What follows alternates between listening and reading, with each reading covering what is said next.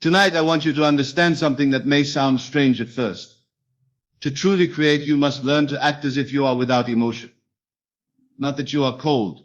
Not that you are cold. Not that you are unfeeling. But that you no longer react to appearances. When you see lack, you refuse to tremble. When you see rejection, you do not collapse. When you see delay, you do not surrender. The emotionless state is the godlike state, for it does not bow to the senses. It remains still. It remains firm. And from this stillness, the new reality is born. 1. The secret of detachment. My friends, if you would only grasp this tonight, your entire life could change before the sun rises tomorrow. The secret of detachment is the very secret of creation. When I say you must learn to act as if you are emotionless, I mean that you must learn to stand unmoved before appearances, unmoved before the storm of circumstances, unmoved before the noise of men. For what are appearances but the echo of yesterday's assumption? What are circumstances but shadows projected from your own inner state? If you truly know this, then why do you still tremble before the shadow? Why do you give your emotions to what has no substance? You would not bow before your own shadow on the wall, would you? Would not rage against it, or fear it, or rejoice over it, for you know it has no life of its own. And yet every day, men and women bow before shadows, thinking them real, thinking them powerful. The world outside of you is but your past state objectified. It is not reality. It is only reflection. The true reality is within, and until you learn to detach from the reflection, you remain its slave. Detachment is not coldness. Detachment is not indifference. It is mastery. It is the refusal to be hypnotized by appearance. It is the boldness to say, though it appears so, I know it is otherwise. It is the courage to stand upon your unseen conviction and let the shadow world rearrange itself. I tell you, this is the secret of those who create consciously. They no longer react. They no longer collapse under the weight of delay. They no longer weep when the outer denies them. They detach. They stand firm, and in their firmness the unseen state grows roots and bears fruit. Now hear me carefully. Every time you react emotionally to the outer, you tie yourself to it. You weld yourself to the very condition you wish to escape. If you see lack and you despair, you have made lack your master. If you see rejection and you crumble, you have built rejection into the structure of your world. If you see delay and you rage, you have decreed that delay shall continue. Your reactions are decrees, and your decrees are law. That is why you must learn the art of detachment. The art is simple but not easy, for the senses are loud and men are trained from childhood to bow before them. The world says see, and then believe. But the law of creation says, believe, and then you will see. Which voice will you obey? Will you obey the voice of the crowd, or the voice of the inner law? To detach is to choose the inner law over the outer noise. Let me give you an example. Suppose you desire wealth, yet every time you look at your bank account, it screams poverty. If you react, if you weep, if you worry, if you despair, you have decreed poverty shall remain. But if you detach, if you look upon it with calm eyes and say you are nothing, my reality is already wealth, then you have broken the spell. You are no longer tied to the shadow. You are standing in truth, and the shadow must obey. Or suppose you desire love, you wish for a partner, yet you see yourself alone. If you react, if you feel unloved, unwanted, lonely, you have decreed loneliness shall persist. But if you detach, if you walk calmly as one already chosen, already cherished, already secure, you have broken the chain. The outer may take time to conform, but it cannot resist forever. For the outer has no life of its own. It only reflects. Now detachment is not denial. You do not close your eyes to the world and pretend it is not there. You simply refuse to give it power. You acknowledge it as shadow, but you do not serve it. You serve only your assumption. You honor only your inner vision. Do you remember the story of Daniel in the lion's den? That is a perfect picture of detachment. Surrounded by roaring beasts, Daniel did not tremble. He remained calm, unshaken, unmoved, and the lions lost their power. That is the state you must cultivate. The lions of fear, of lack, of rejection may roar around you, but you must learn to remain as Daniel, calm, certain, still. That stillness is what shuts the mouth of the lions.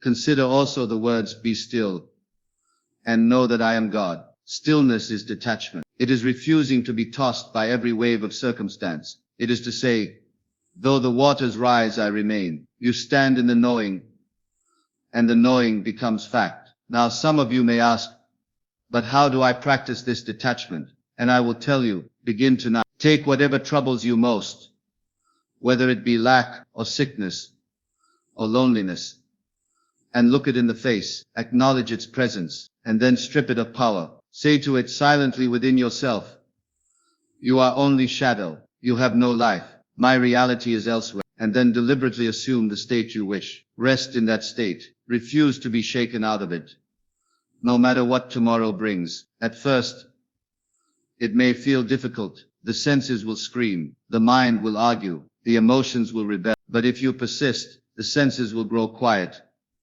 the mind will yield, the emotions will bend, and one day you will wake to find the shadow world has changed, without struggle, without effort. Do not think detachment means passivity. No, detachment is active faith. It is the bold act of standing in imagination while the world mocks. It is the fierce courage of believing in the unseen. It is the godlike refusal to bow to appearances. That is not weakness. That is strength. That is mastery. So I urge you tonight, begin to practice. Whatever comes tomorrow, do not react. If the bill arrives, do not tremble. If the letter of rejection comes, do not collapse. If the world denies you, do not weep. Detach. Remember, the world is only shadow. The reality is within. And if you stand within, calm, serene, emotionless before appearances, then the appearances must bow. For the secret of detachment is the secret of creation. The one who detaches rules the shadow. The one who reacts becomes the servant of the shadow. Which will you be?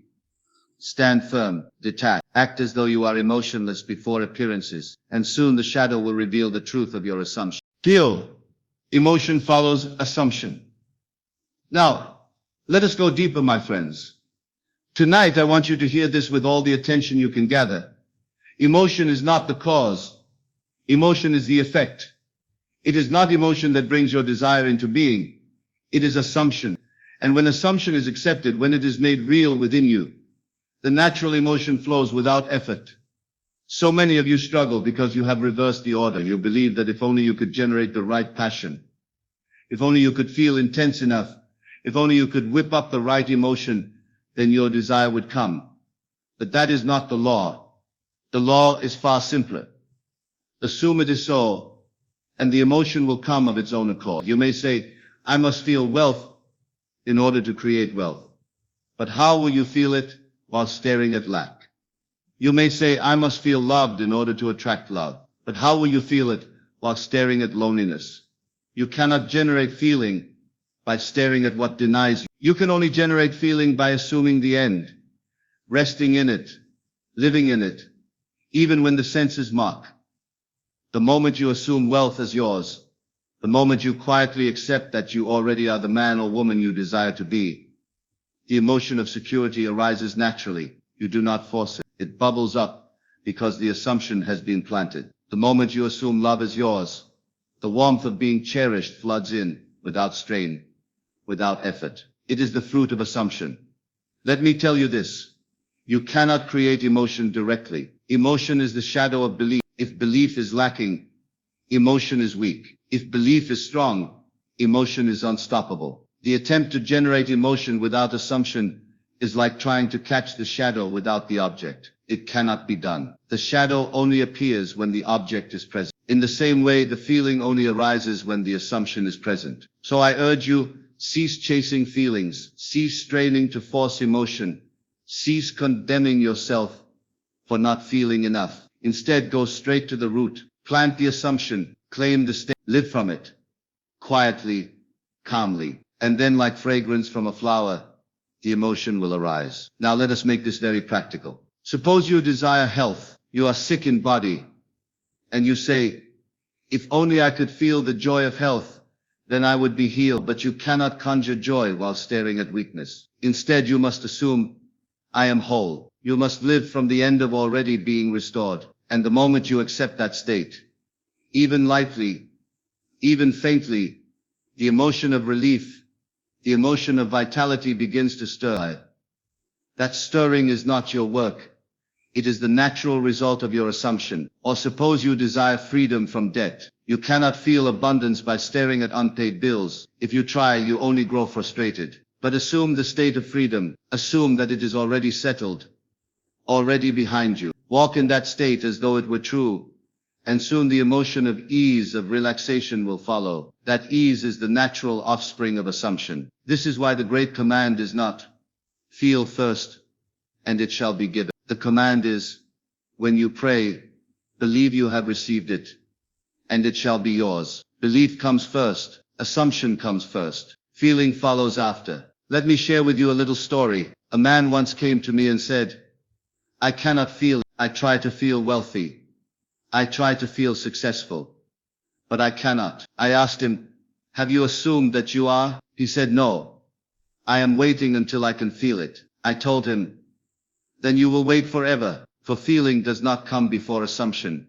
It comes after. Assume first, accept it as fact, and the feeling will rise to meet it. He took my words and quietly began to assume. He did not try to force passion. He did not strain for emotion. He simply lived in the end as if it were so, and soon, to his surprise, the very feeling he longed for came without effort. The sense of wealth, the sense of accomplishment, the sense of joy, bubbled up of its own accord, and not long after, the outer world bent to reflect it. This is the law. This is the order. First assumption, then emotion, then externalization. Reverse the order, and you labor in vain. Follow the order, and you labor in rest. Now why is this so? Because assumption is faith, and faith is the substance of things hoped for, the evidence of things not seen. Emotion has no creative power of its own. It is simply the glow that radiates from faith. Just as light radiates from the sun, so feeling radiates from assumption. To chase light while ignoring the sun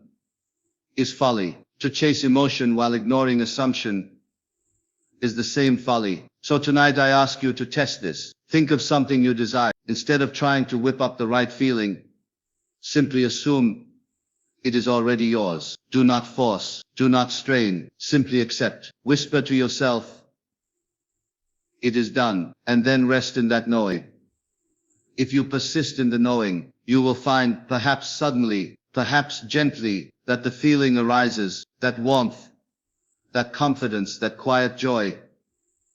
It will come unbidden. That is the law in action. Some of you may protest, but I want passion. I want intensity. I want fire. And I say to you, passion will come when assumption is real. The fire is not the root.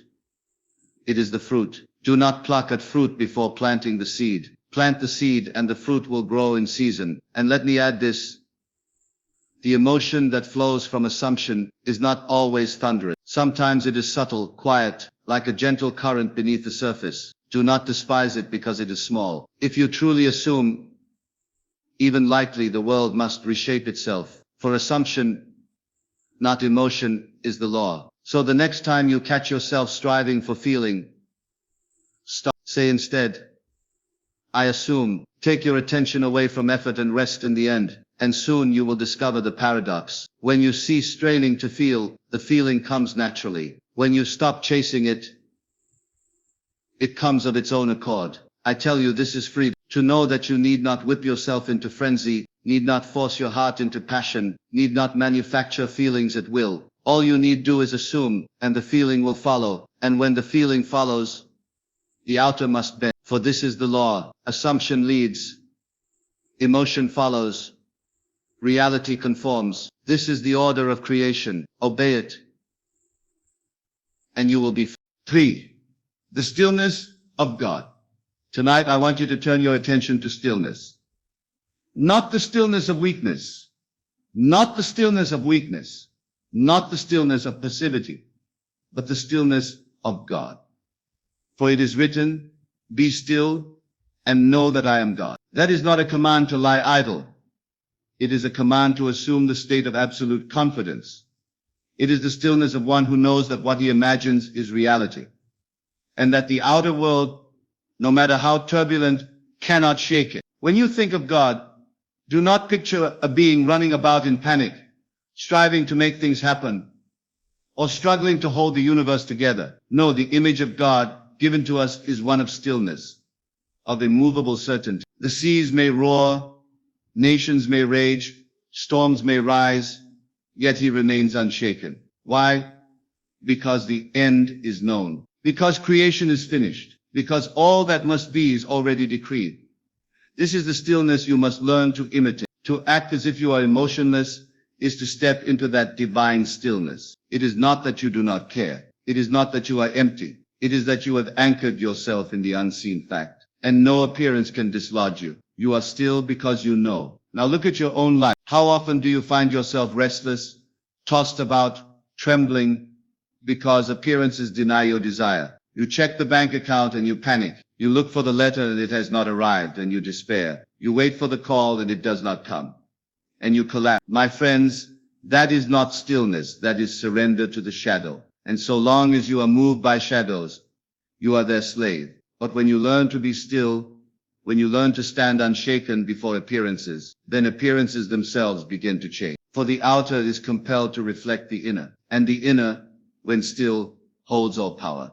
Imagine a stormy sea. Waves crash, winds howl, waters churn. That is the world of appearances. But deep beneath the surface, there is calm, total calm. That depth is your true self. When you dwell there, nothing can shake you. You are unbothered by the noise above. You remain in stillness, and from that stillness, you command the storm. This is why I say to you, do not fight appearances. Do not wrestle with them. Do not argue with them. Be still. To argue with the outer is to give it power. To fight it is to feed it. But to be still before it, to refuse to react, is to strip it of life. Let us make it practical. Suppose you desire wealth, yet you stand surrounded by lack. The bills rise, the income falls, and the evidence screams, you are poor. In that moment, what will you do? Will you tremble? Will you cry? Will you rage? Or will you be still? If you are still, you will say within yourself, this outer picture is nothing. My reality is unseen. I am already wealthy.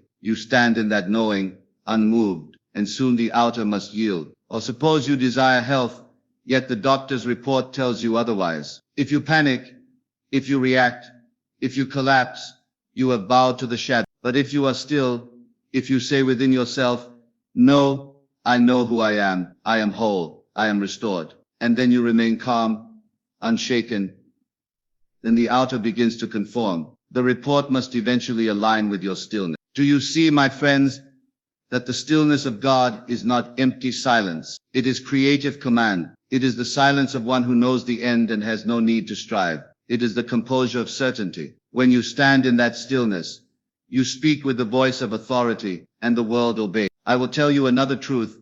Most people lose their manifestation, not because they lack imagination, but because they lack stillness. They imagine beautifully at night, but by morning they are restless, doubting, reacting to appearance. They plant the seed, then dig it up to see if it has grown. They speak the word, then cancel it with fear. But the one who is still lets the seed remain. He rests in confidence. He refuses to disturb the process. He knows it is done, and so he waits without restlessness. That waiting is not passive.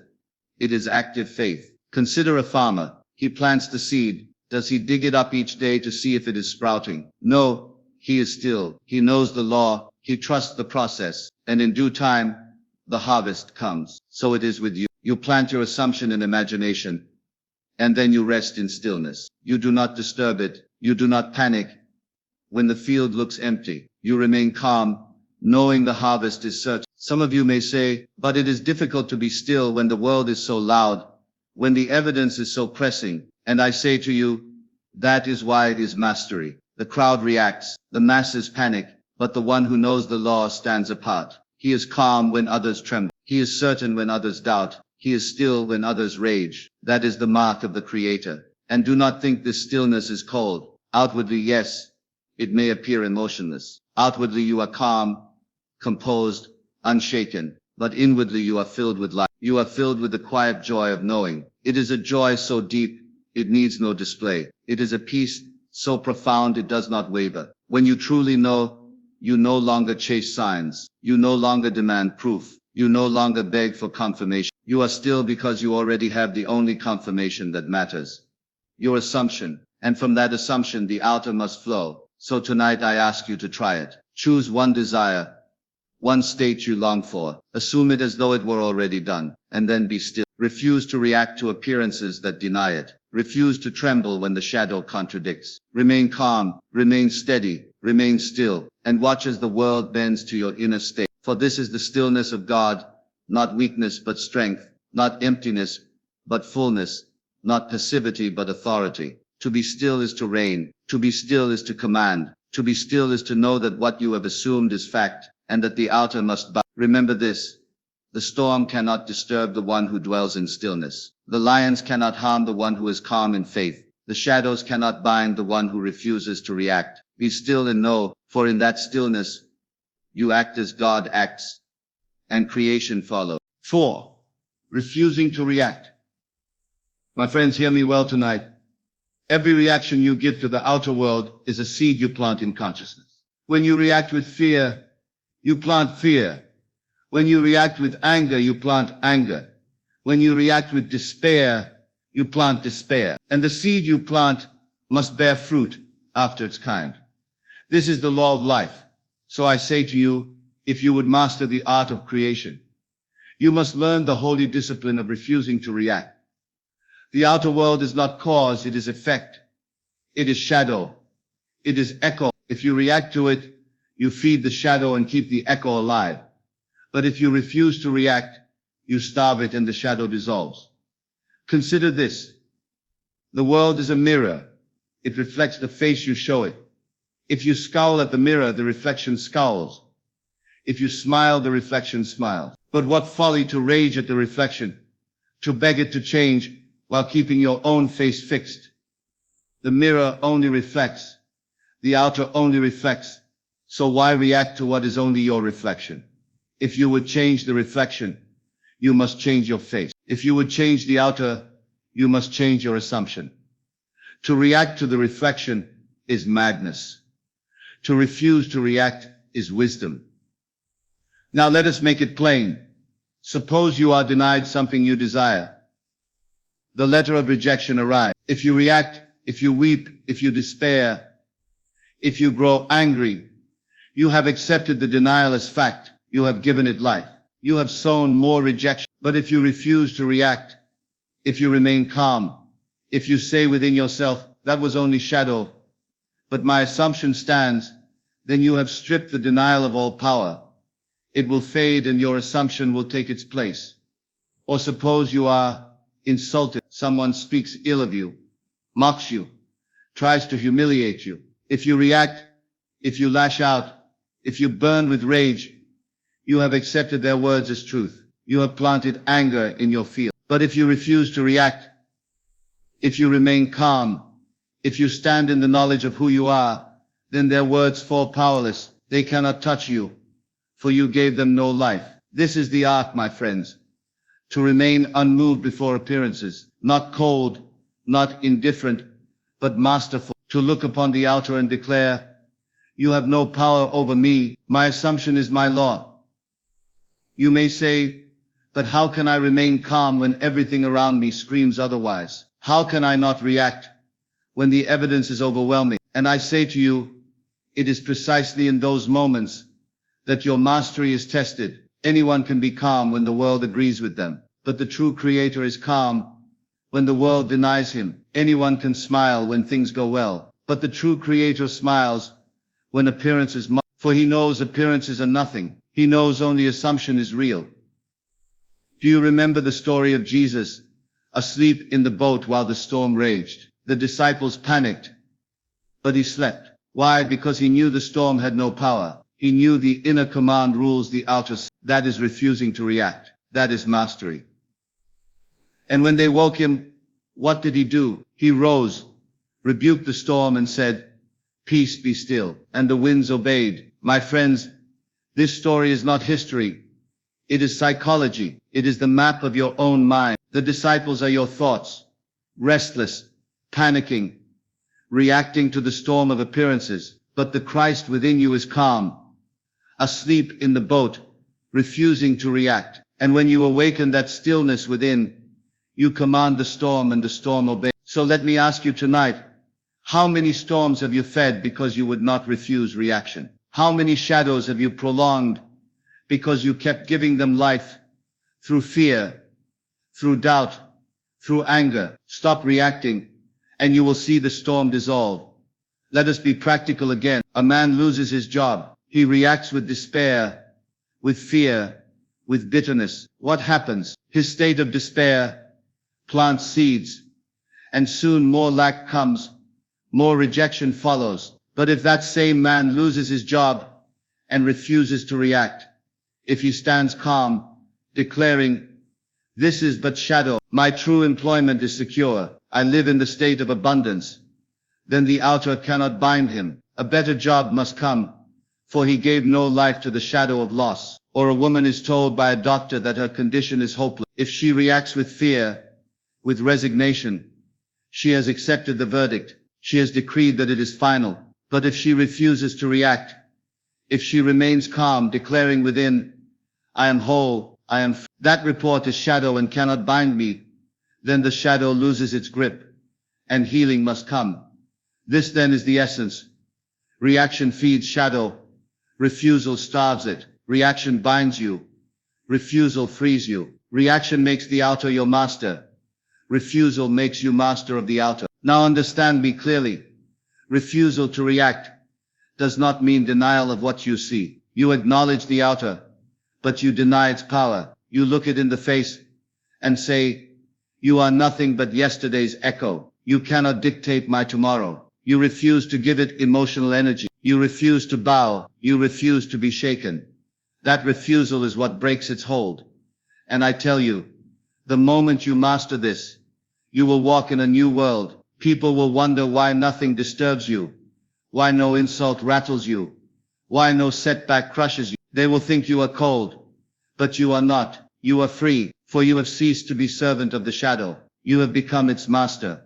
So tonight I urge you, practice this art. Tomorrow when something happens that would normally stir you, pause, take a breath, refuse to react. Do not collapse into fear. Do not explode into rage. Do not sink into despair. Stand calm, stand still, stand firm, and declare within yourself, "Only my assumption is real. The outer has no power over me." If you do this even once, you will taste freedom. If you persist, you will know mastery. And when you have mastered it, the world itself will bow, for it has no choice. It reflects only what you assume.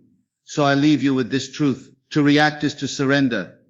To refuse is to reign. Choose this day which master you will serve, the shadow or your own assumption. Refuse to react, and you will know yourself as creator. 5. The mask of emotionless acting.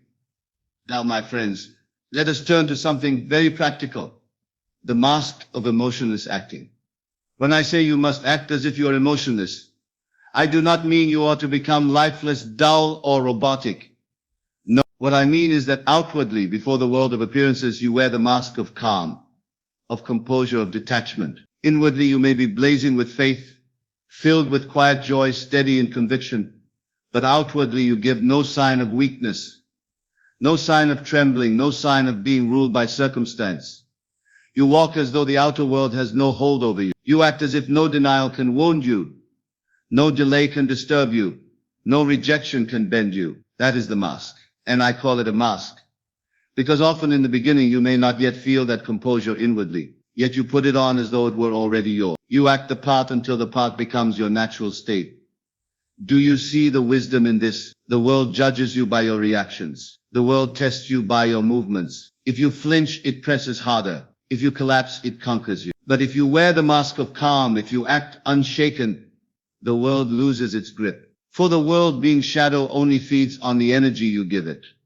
Suppose you stand before a mirror. If you smile, the reflection smiles. If you frown, the reflection frowns. But imagine if you wore a mask before the mirror, no matter what you felt behind it, the mirror would reflect only the mask. And in time, as you wore the mask long enough, your inner face would begin to match it. That is the secret. To act as though you are already unmoved, already calm, already victorious, until you become it. Now hear me well, this is not hypocrisy, this is not deceit, this is wisdom. For you are not lying to the world, you are refusing to let the shadow dictate your expression. You are refusing to play the part of the defeated. You are choosing to play the part of the victor, until victory becomes your natural state. I tell you, the world responds not to your hidden cries, but to the face you show it. If you wear the face of defeat, the world treats you as defeated. If you wear the face of confidence, the world bows to that confidence. That is why the mask is so powerful. It is not pretense.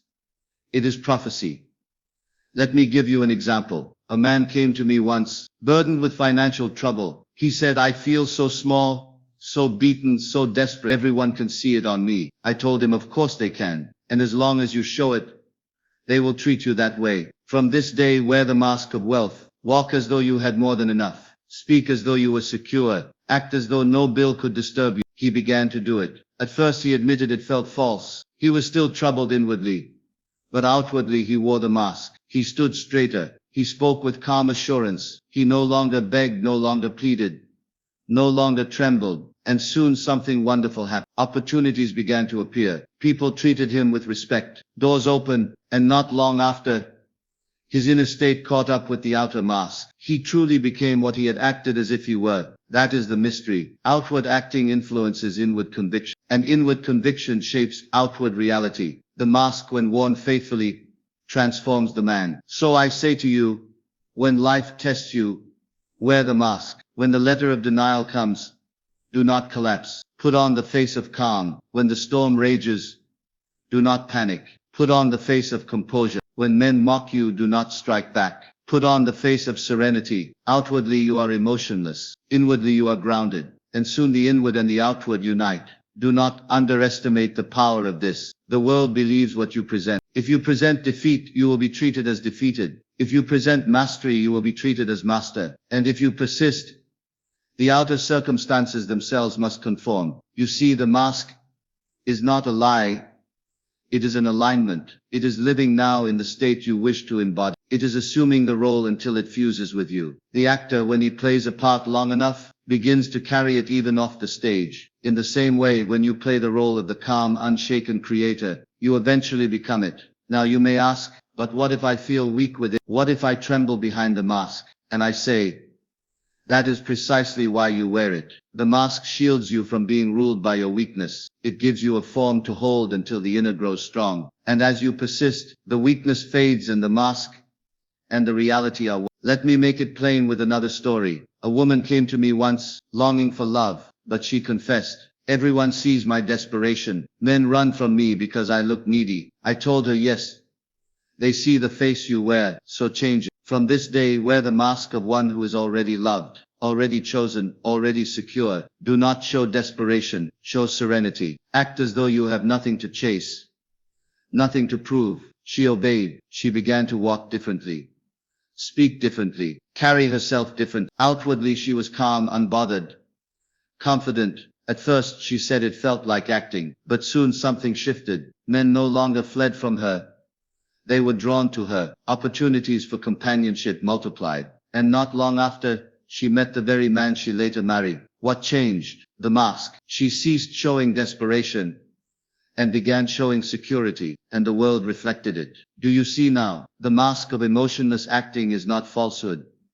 It is faith in form. You are declaring by your demeanor that appearances cannot shake you, that you already possess what you desire, that you refuse to bow to shadows, and the world, seeing your mask, bends to it. So I urge you tonight, put it into practice. Whatever your desire, ask yourself, what mask would I wear if it were already mine? If I were already wealthy, how would I walk? If I were already loved, how would I carry myself? If I were already successful, how would I speak? Then wear that mask now. Act as though it were already. Outwardly you are calm, unshaken, emotionless before appearances. Inwardly you are aligning with your assumption. And soon the mask and the man are one. Remember this, you are always wearing some mask. The only question is whether you wear the mask of fear or the mask of faith, the mask of defeat or the mask of victory, the mask of reaction or the mask of mastery. Choose wisely, for the world responds to the mask you show. And so I tell you, wear the mask of the emotionless creator. Walk as though nothing can disturb you. Speak as though no denial can wound you. Carry yourself as though you are already the one you desire to be. And you will find that the mask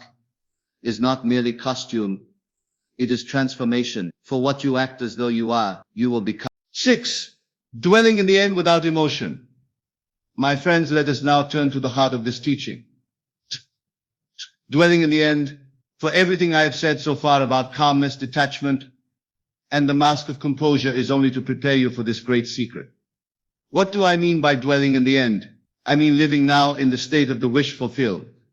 Not tomorrow, not someday, but now. You do not wait for evidence, you assume it.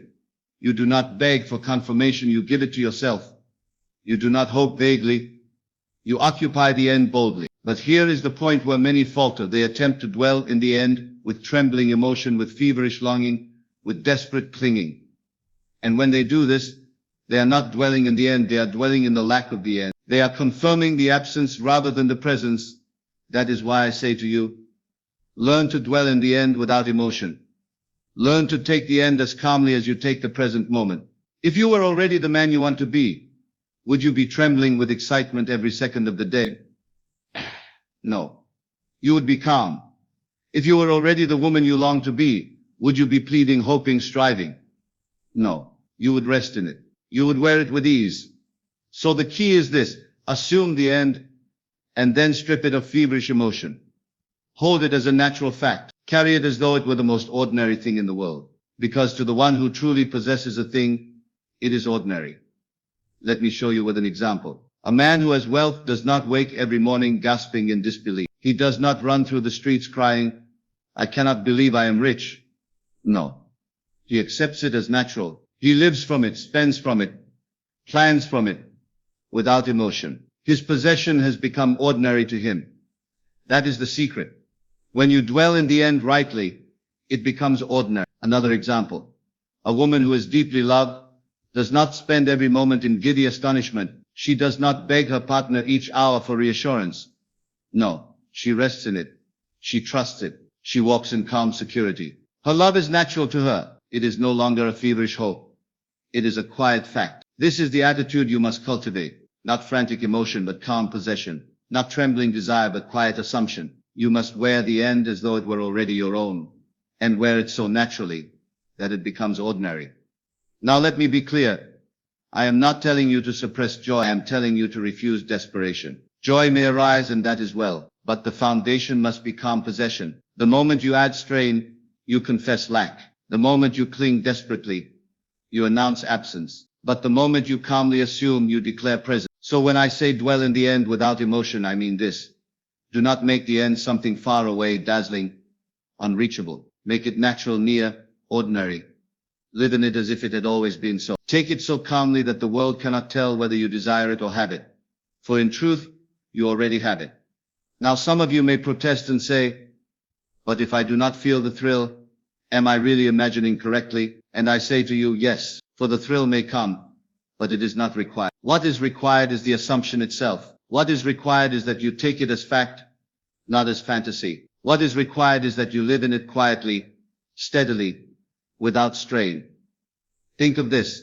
If a man wears a crown for one day, he may be thrilled, but if he wears it for a lifetime, it is natural to him. If you imagine the end once, you may feel the thrill, but if you dwell in it faithfully, it becomes ordinary. And that ordinariness is the true mark of possession. Let us consider a practical case. A young man came to me once, longing for a career in music. He said, I imagine myself on stage, but I get so emotional, so carried away, and then I wake up and feel the lack more strongly. I told him, stop trying to create emotion.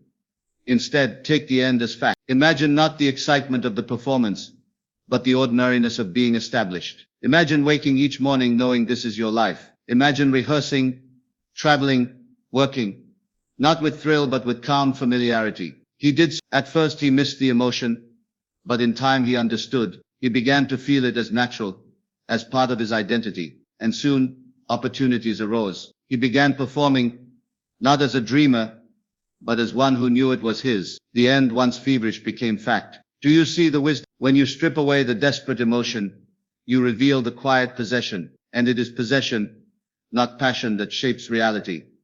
Another story. A woman longing for marriage told me she would spend hours crying in her room, begging God to send her someone. I said, stop crying, stop begging. Instead, dwell in the end calmly. Imagine yourself already married. Not the wedding day, not the thrill, but the ordinary daily life. Imagine sharing meals, planning together, living together, not with tears, not with hope, but with calm fact.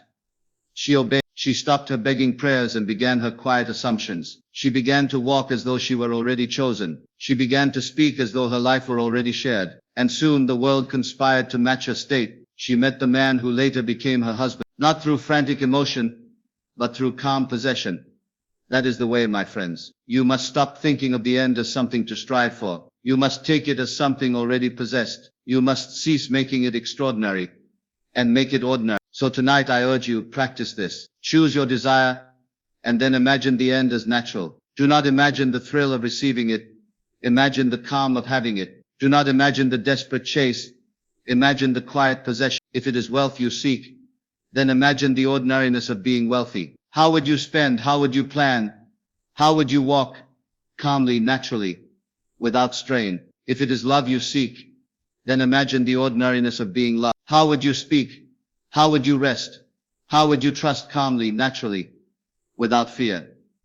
Do this faithfully, and soon the line between imagination and reality will vanish. For what you dwell in becomes your world. Remember, emotionless does not mean lifeless. It means free of desperation. It means free of struggle. It means calm, steady, natural possession. And that, my friends, is the true art of dwelling in the end. So from this moment forward, cease trying to summon emotion. Cease trying to feel thrill. Instead, assume quietly, steadily, naturally. Walk in the end as though it were always yours. Let it become ordinary to you. And when it does, the world will reshape itself to match your calm assumption. 7. The stillness of power. My friends, now we come to something that few understand. Yet it is the very root of creation. The stillness of power.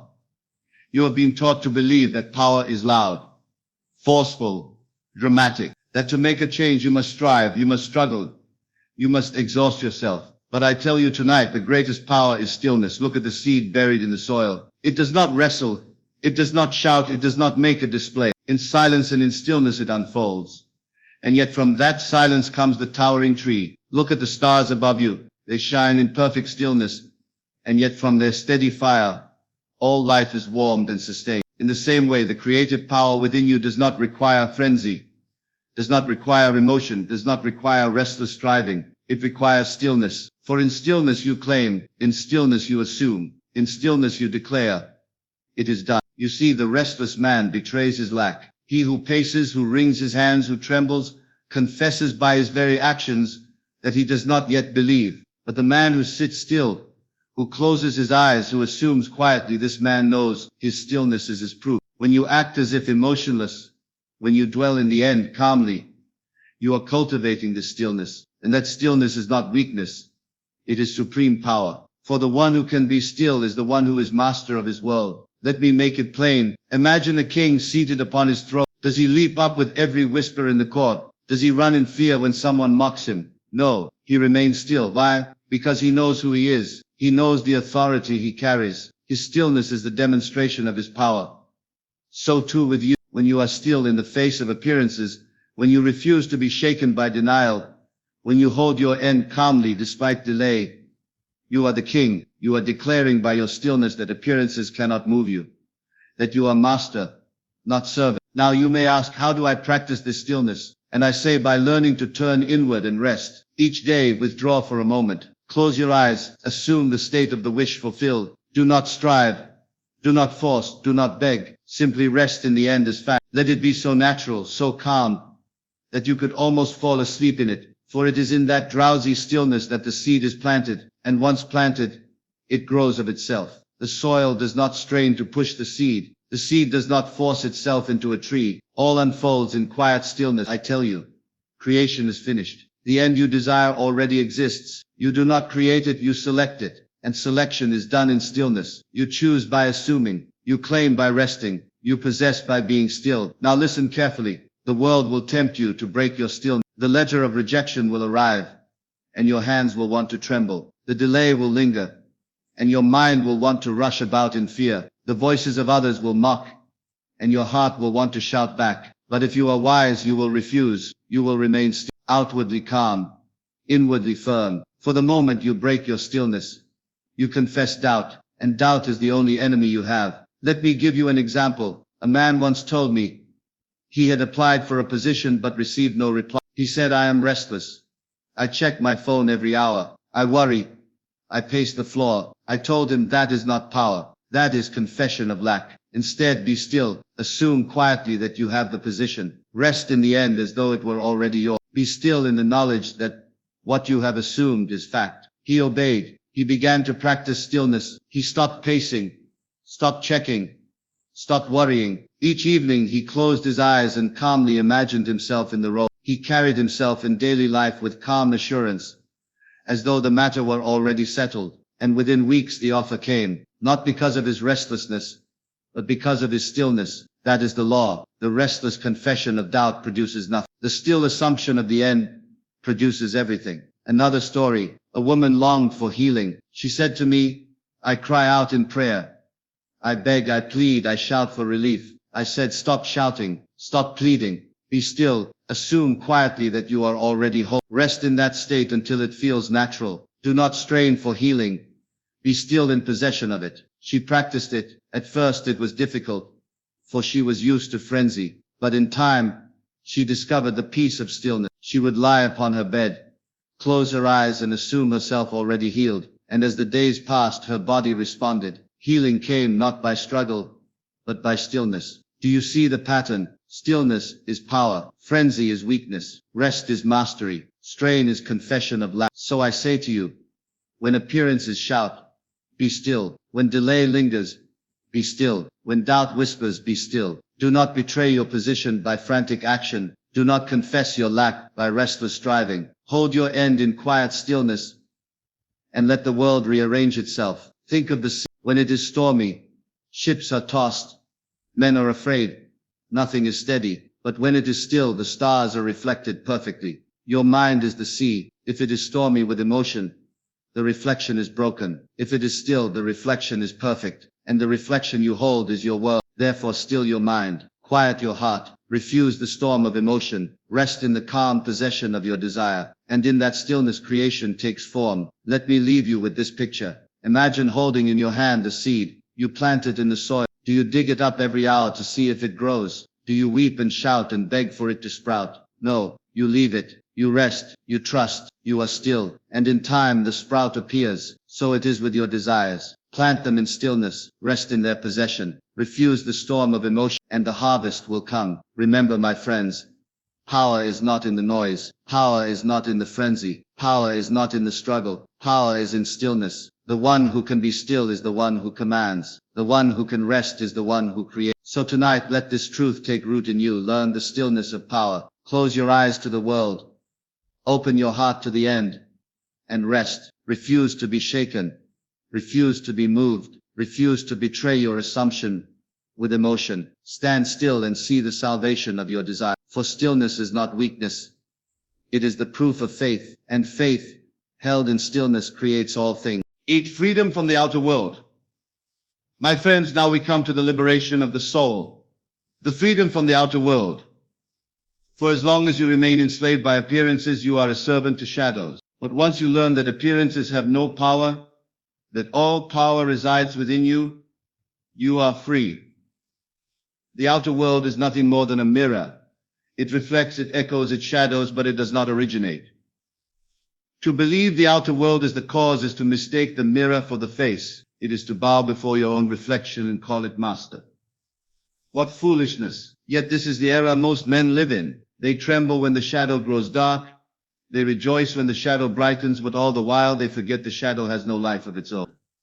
I tell you tonight, the outer world has no voice but the one you give it. It has no power but the one you yield to it. And when you act as if emotionless, when you dwell in the end calmly, when you hold the stillness of power, you are cutting the cords that bind you to appearance. You are declaring your freedom.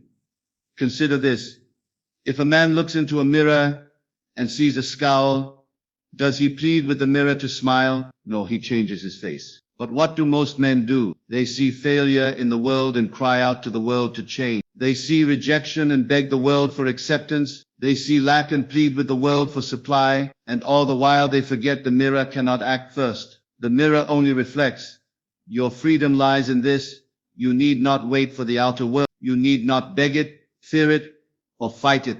You need only change the inner assumption, and the outer must follow. When you cease reacting to appearances, when you cease feeding them with your emotion, you strip them of power, you declare your independence. Let me tell you a story. A man once came to me, heavy with debt. He said, "Everywhere I turn, I see bills, collectors, notices. I feel like a prisoner." I told him, "You are a prisoner only to your reaction. The outer world is not chaining you.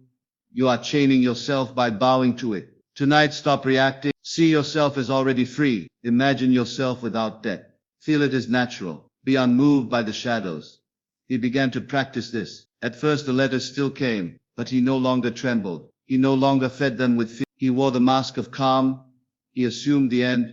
He rested in stillness. And soon new opportunities came. Work increased, money flowed, and in time the debts were cleared. What changed? Not the outer world first, but his freedom from it. Another woman told me she longed for love, but everywhere she went she was ignored. She said, "The world treats me as though I am invisible." I said, "No, the world is reflecting your inner cry of invisibility. Stop reacting to it. Stop pleading with shadow. See yourself as already chosen, already loved. Be calm in it. Do not let the outer world dictate your worth." She obeyed. She stopped chasing, stopped pleading, stopped despairing. She began to walk as though she were already adored, and soon the world mirrored her freedom. Men noticed her. Friendships blossomed, and love entered her life. Again the outer followed the inner. So I tell you, if you remain a slave to appearances, you will be tossed about all your life. When the outer smiles, you smile. When the outer frowns, you frown. That is not freedom. That is bondage. Freedom is this: to smile though the mirror frowns, to stand though the storm rages, to rest though the world shakes. For you know the mirror must in time reflect your new face. Now hear me well. The outer world will test you. It will shout louder when you stop reacting. It will try to draw you back into bondage. But if you remain calm, if you refuse its bait, if you stand firm in your assumption, it must yield. The shadow cannot resist the face forever. Imagine a puppeteer holding string. If you cut the strings, the puppet collapses. The outer world is that puppet. Your reactions are the strings. Cut them. Refuse to let appearances pull you, and you will find the puppet lifeless. This is why the emotionless state is so vital. When you act without being swayed by appearances, you are severing the cords. You are standing as master. You are declaring, "I am not ruled by shadow. I rule the shadow." Now let us be practical. Suppose tomorrow you receive bad news. What will you do? Will you collapse, weep, and bow to it? If so, you chain yourself. But if you remain calm, if you declare inwardly, "It is already resolved," and rest in the end, you are free. The bad news is only a shadow. The reality lies within you. Suppose tomorrow someone rejects you. Will you beg them, chase them, despair over them? If so, you give them power. But if you remain calm, if you know inwardly, "I am already loved, already chosen," you are free. Their rejection is only a shadow. Your acceptance is already secured within. Suppose tomorrow you face lack. Will you cry, complain, and tremble? If so, you feed the shadow. But if you remain calm, if you assume inwardly, "I have abundance, I live from supply," you are free. The outer lack is only a shadow. Your wealth is already chosen within. Freedom then is not the absence of problems. It is the absence of bondage to problems. Freedom is not waiting for the outer to change. It is refusing to bow to the outer at all. Freedom is mastery of self, mastery of assumption, mastery of stillness. So tonight I ask you, will you remain a slave to shadows, or will you walk free? Will you tremble at every reflection, or will you master the face that casts it? You are the cause, not the effect. You are the source, not the shadow. You are the master, not the servant. When you accept this, you are free. And once free, the outer world must bow, for the shadow has no choice but to follow the light. I tell you, the greatest liberty you will ever know is freedom from appearances. No man can bind you. No letter can defeat you.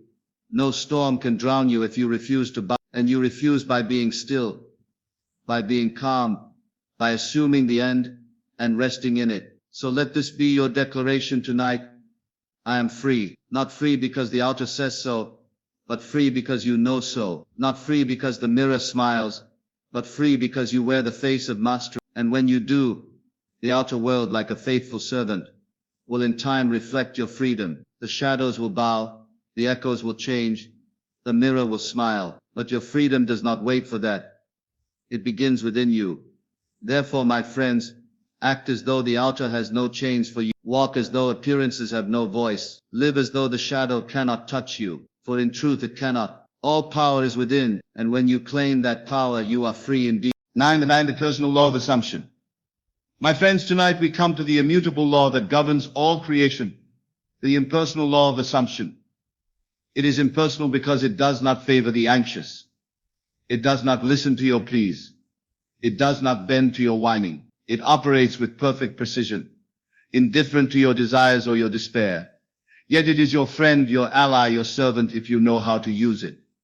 What is this law?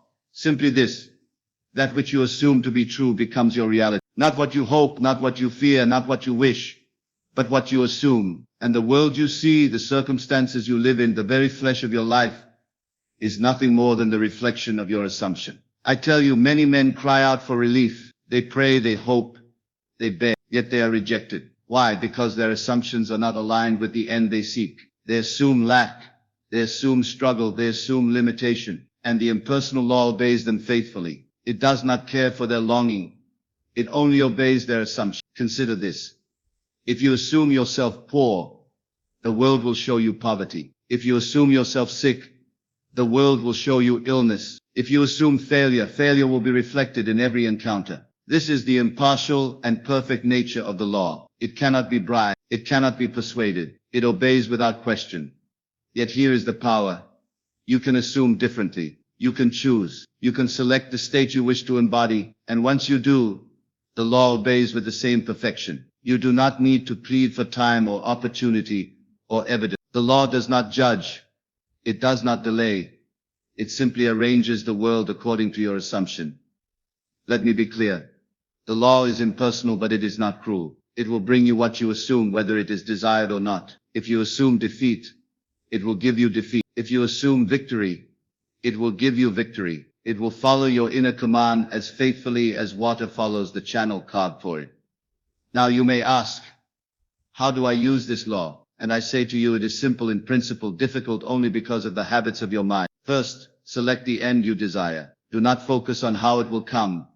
Do not focus on fear. Do not focus on doubt. Simply assume the end. Take it as fact. Imagine it. Feel it. Live in it inwardly, as though it already exists. Second, refuse to acknowledge the outer contradiction. The world may present denial, delay, or opposition, but these are shadows, echoes, reflections. They are not real. The real is your assumption. Hold fast. Persist. Do not react to appearances. Refuse to give them energy. Let me give you a practical example. A man desired wealth. He saw bills, notices, and empty pockets. Most men faced with this would despair, would beg, would plead. But the wise man said, I assume wealth. I take it as fact. The outer is only shadow. I am already wealthy. He did not concern himself with appearances. He acted, walked, and spoke as though wealth were his. And slowly, surely, the outer obeyed. Opportunities came.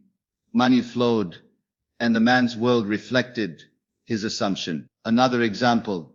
A woman desired love. She was surrounded by rejection and indifference. Most women in her position would chase, plead, and despair. But she learned the law. She assumed herself already loved, already chosen. She held her end as calm fact, refused to react to denial, and walked as though her love were already present. The outer world conformed, and soon she found the partner she had assumed. Do you see the principle? The impersonal law is not concerned with appearances. It does not answer to hope or fear. It answers only to assumption. And it is perfect, relentless, impartial. It will give you exactly what you assume, and nothing else. Now some of you may wonder, what if I cannot feel it? What if it seems impossible? And I say, feeling is not necessary, only assumption. You may act as if it is real even before emotion catches up. The law does not require your doubt to be resolved. It only requires your assumption. You assume, the law obeys, and in time, your inner state aligns with the outer reality. Here is another truth. The law is impersonal, but persistent. It does not waver.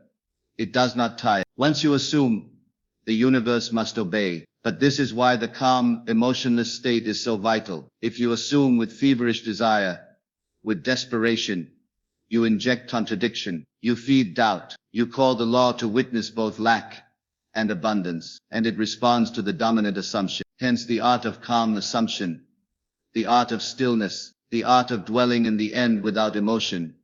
It is not a nicety, it is the mastery of the law itself. Let me illustrate with another story. A man longed for health. He assumed he was healthy. Yet when he first began, every symptom of illness mocked him. He trembled.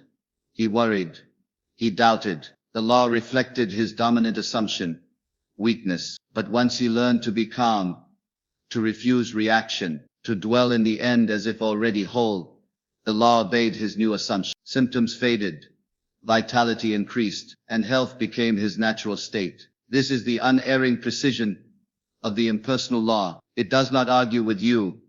It does not compromise. It does not negotiate. It gives exactly what you assume, and no more, no less. And once you understand this, you are no longer a victim of circumstances. You are no longer buffeted by the winds of appearances. You are the master of your reality. So I tell you tonight, choose your assumption wisely. Assume that which you wish to experience. Refuse to react to denial, delay, or opposition. Act as if the end is already yours. Walk, speak, and live from that state. Persist in calm, in stillness, in assurance, and the impersonal law will obey you with the same certainty that the sun rises and sets. Remember, it is not the world that changes to grant your desire. It is your assumption that molds the world. The law is blind, impartial, and absolute. It obeys without question. And once you grasp this, you are free. Free from doubt. Free from fear. Free from the tyranny of appearance. Free to assume. Free to create. Free to live as the master of your own reality. Therefore, my friends, let this truth sink deep. You are the cause. The outer is the effect. And the impersonal law obeys only the assumption you faithfully hold. Master this law, and you master life itself. 10. The ultimate practice of emotionless assumption. Now, my friends, we arrive at the culmination of this teaching, the ultimate practice of emotionless assumption. Everything I've shared with you, from wearing the mask of composure, to dwelling in the end without frenzy, to mastering stillness, to freeing yourself from the outer world, to understanding the impersonal law, comes together in this final practical discipline. You must understand this deeply. To live as a creator, to live as a master, to live as the possessor of all you desire, you must assume without stirring emotion. Not with clamor, not with struggle, not with trembling excitement, but quietly, firmly, calmly, you take the end as fact. You inhabit it as naturally as you breathe. And in doing so, you align yourself with the invisible current of creation, which obeys your assumption faithfully, relentlessly, absolutely. I say to you, do not mistake passion for power. The man who rages, who pleads, who is consumed by desire, may feel alive, but he is enslaved to appearance. He feeds doubt with every tremor, every cry, every anxious thought. The law he invokes obeys him, yes, but he has invoked the assumption of lack, struggle, limitation, and the result is predictable. He lives in the shadow of his own making. But the one who assumes calmly, without agitation, without need, without fear, this one is free. This one walks unshaken through storms, untouched by denial, unmoved by contradiction. For he knows the outer world is merely a reflection of the inner, and the inner is chosen by the quiet assumption of the end. Let me make this practical for you. Suppose you desire wealth. You may be tempted to measure every hour, watch every opportunity, fret over every bill. That is the trap of the restless mind. But the wise man knows the outer is powerless. He assumes inwardly that he is wealthy. He rests in that state. He walks, speaks, and acts as one who possesses abundance. He wears the calm mask of confidence. He does not tremble before evidence to the contrary. And the impersonal law, which obeys only assumption, must align reality to his inner state. Suppose you desire love. Do not chase it. plead for it, beg for it. Instead, assume the end. Imagine the ordinary life of being loved. See the conversations, the shared moments, the natural joy. Feel the inner reality without agitation, without despair. Walk in that calm assumption, and you will find the outer world must reflect it. For the law is impartial. It gives exactly what you assume, nothing more, nothing less. Notice the pattern. In each example, the outer circumstances may appear contradictory. They may deny your desire. They may oppose it. But the one who practices emotionless assumption does not react. He does not give energy to the contradiction. He does not feed the shadow. He rests in the end, calm, assured, composed. And in time the outer world bends, not because it had choice, but because the law obeys the dominant assumption. And here is the secret that few grasp. Consistency is the outer world tests your resolve. It stretches your patience. It tempts you to betray the assumption with emotion. You will be challenged. You will face rejection, delay, disappointment. And each time you remain calm, each time you refuse to tremble, each time you persist in your quiet assumption, you reinforce your mastery. You strengthen the law within you. You teach the world that you are the cause and the outer is the effect. Let me give you a story to illustrate. A man desired to manifest a business opportunity. He applied, he waited, and for days, weeks, even months, he heard nothing. Most men would despair. They would check, call, plead, worry. But he remembered the teaching. Act emotionless. Assume the end quiet. Imagine the signing of the contract as a calm, ordinary event. Walk each day as one who possesses it. Speak, think, act in that state. And in time, the opportunity appeared. Not in a burst of luck, not in a sudden thrill, but in the quiet unfolding of the law he had obeyed. His calm assumption had molded reality to match his inner state.